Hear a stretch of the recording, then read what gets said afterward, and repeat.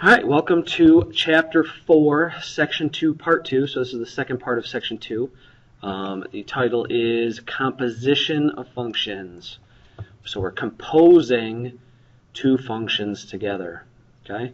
And the objective is to perform compositions on functions. Very simple objective.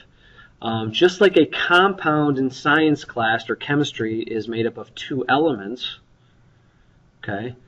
When we compose functions, we're bringing together two or more functions to form one equation. So it's the same concept as chemistry. Okay. So let's look at this first part here. It says the composition of two functions, f and g, is denoted as f circle g. Okay. So this little open circle here in between the f and g, that doesn't mean multiply. That means we're composing f and g. Okay. So, and it can be written in one of two ways. You can use the circle method on the bottom left here. Okay, so if you use the circle method, you can use this part. Or you can just lump the functions together and just use parentheses. Okay, so basically the one on the right says we're taking our g function, we're putting it into f. Okay, now this won't make a whole lot of sense until you actually see some examples done. Okay, so let's look at example 1 here. Okay, example 1, they give us two functions, f of x equals 1 over x, and g of x is equal to x plus 1. Okay, so we're going to work through these slowly and make sure that we get them correct. Okay, now when we're dealing with compositions of functions, okay, we always start on the right hand side. Okay, so g of x is first because it's on the right hand side of my problem. Now what it's telling you is you're taking g of x and you're plugging it into f. Okay. You're taking your g function and you're plugging it into your f function. Okay? So, what that means is we are taking our g function, which is x plus 1, and we're plugging it into our f function everywhere you see an x. Okay? So what is my new problem? 1 divided by x, but what is my new x? X plus 1. And that is what you get when you combine g of x with f of x. Now, what happens if we were to do the totally opposite method? Okay, the second problem says we are taking our f function and we are plugging it into our g function. So we're taking our f function, which is 1 over x, and we're plugging it into g everywhere we see an x. So my g function is x plus 1, so 1 over x because of my new f plus 1. So 1 over x plus 1 would be my new function. Okay, there's not a whole lot there. This is not too hard of a section. Okay, let's look at this one now. Now this is a little bit different now. It's the same two functions, but we have a new problem here. What is it telling? Now instead of x, we're plugging in 3. 3 first goes into g. Okay, 3 is going into g. So first I'm doing my g function, and I'm plugging 3 in. So I get 3 plus 1 is equal to 4. So this part right here is equal to 4, g of 3. Now, where is this 4 going?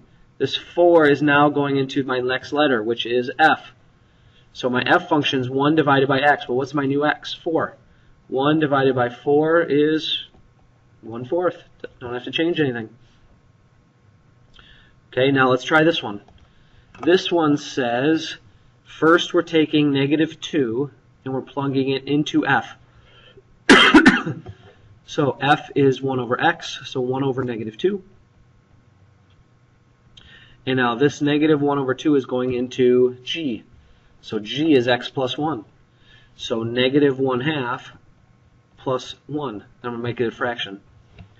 All right, so let's see here. I need a common denominator. What's the common denominator between 1 and 2? Hopefully you recognize that it's 2.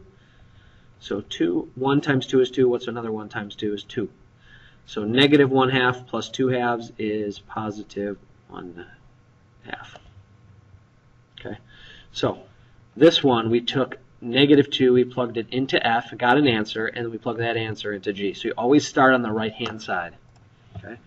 All right, so here is a second example. You're given now two new equations. The first one, f of x, is x cubed plus 1. The second is g of x, cubed root of x minus 1. Okay, So this one's a little different now. It says, show that f of g of x is equal to g of f of x. Okay, so let's do the one on the left first. All right, so what are we going to do first? It says you're taking g of x and you're plugging it into f. I'm taking g of x and I'm plugging it into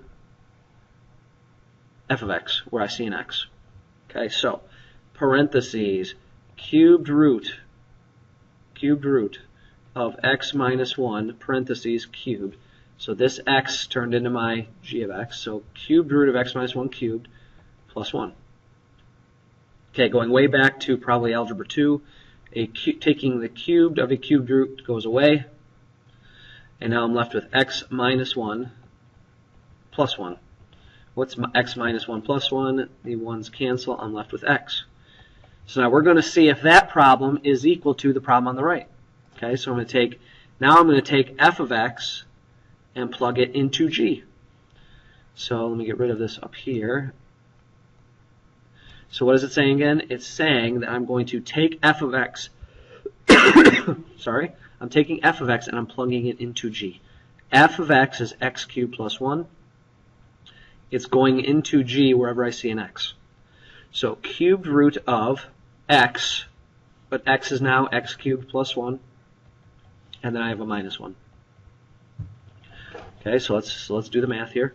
So cubed root of x cubed, 1 minus 1 goes away. And what is the cubed root of x to the third? The thirds cancel, and I'm left with x. So therefore, I showed that x is equal to x. Okay? All right, example 3. Okay, now let's see what they gave us. They gave us three functions, f of x, g of x, and h of x, and they're asking us to do some composing here. Okay? So we're starting on the right. First, they're saying do f of 1, so plug 1 into f. F is x cubed plus 1, so 1 cubed plus 1. 1 cubed is 1 plus 1 is 2. So this part right here is equal to 2. Now where is the 2 going? The 2 is now going into g. G is x minus 2, so what's 2 minus 2? 0. So this part is equal to 0. Now where's the 0 going? Into h. H is x squared minus 1.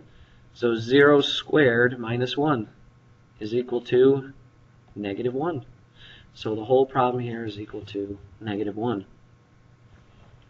All right, let's try another one. They're first asking us to take negative, They're first asking us to take negative 2 and plug it into h. So negative 2 goes into h. So negative 2 squared minus 1. Negative 2 squared is 4. So what's going on here? 4 minus 1 is equal to 3. All right, so this first part is equal to 3. Where's 3 now going? Into f. F is x cubed plus 1. So I have 3 cubed plus 1. 3 cubed is 27. 3 times 3 is 9. 9 times 3 is 27. 27 plus 1 is 28. Okay, now, so this part is equal to 28. Where's now the 28 going? Into g. G is x minus 2. So 28 minus 2 is equal to 26. So the final answer to my problem, my composition problem, is 26. Okay, so we're composing multiple functions with other functions and creating one big function. Okay, so hopefully that makes some sense. Hopefully that's not too hard for you. I will see you tomorrow. We'll make sure we do some more examples to make sure that you get it completely. Have a good night, and I will see you tomorrow.